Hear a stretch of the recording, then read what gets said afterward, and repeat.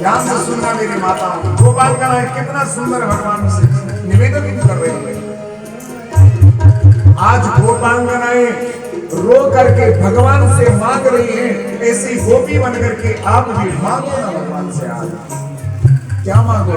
ये दुनिया के विषय तो बहुत मांग दिए, बच्चा मांग लिया, लड़का मांग लिया, पुत्री मांग ली, धन मांग लिया, मकान मांग ली, जमीन मांग ली, यश मांग लिया, कीर्ति मांग लिया, लेकिन आज वे गोपांगनाएं इस संसार के समस्त विषयों को मांगना छोड़ करके क्या मांग रही है? केवल इस श्याम सुंदर, हमको केवल तुम्हारा दर्शन, तुम्हारा प्रेम कटाक्ष, तुम्हारा आलिंगन, बस इसके सिवा हम तुमसे और कुछ नहीं मांगती है।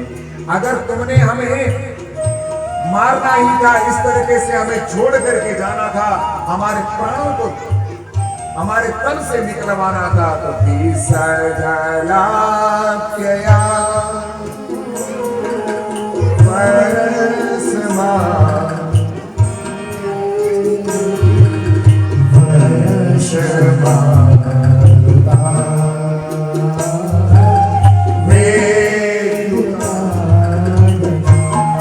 संसार के माता पिता कितने कष्ट के साथ और याचना करते हैं कि हमारा विवाह होगा, विवाह हुआ, फिर कितने कष्ट खा करके, कितने दिन रात काट करके और संतान सुख मिला, लेकिन संतान सुख मिलने के बाद भी एक संतान का सुख नहीं मिला।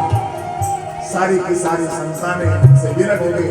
बताओ उस माँ और पिता की कैसी विषम स्थिति उपस्थित होती होगी, कैसा विरह, कैसी अग्नि की ज्वाला उनके अंदर जलती होगी। ध्यान से सुनना, जगत का संबंध जब हमसे छूटता है ना, तो कितना कष्ट होता है। लेकिन आज उन गोपांगनाओं ने, जिन्होंने जगत के संबंध को छोड़ करके एकमात्र श्याम सुंदर के संबंध का जिन्होंने वर्ण कर दिया है और रुदन कर रहे हैं। हे श्याम सुंदर, अगर तुमने हमें मारना ही था तो विष जलाते यार। जब हम यमुना जल पर पानी पीने गई थी तो हम पानी पी करके बेसुध हो गई थी, तुमने हमें जला दिया, क्यों बचाया? तुमने हमें व्याल राक्षसात, तुमने अगासुर से, बकासुर से, धेनुकासुर से, तृणावर्त से, व्योमासुर से तुमने हमारे प्राणों की रक्षा की, तुमने हमें क्यों बचाया? हमको उसी दिन मरने देते, अगासुर हमको समाप्त कर देता, शक्तासुर हमें समाप्त कर देता, तृणावर्त हमें समाप्त कर देता, तुमने हमें बचा करके क्यों रखा? न करो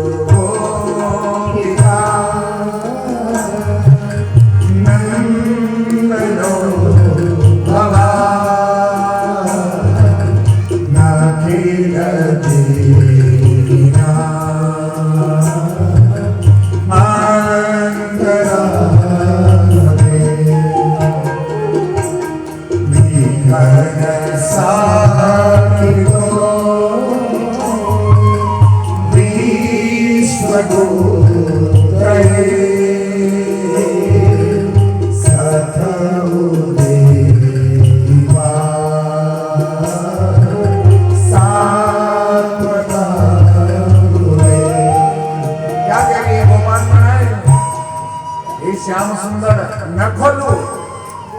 तुम क्या सोचते हो?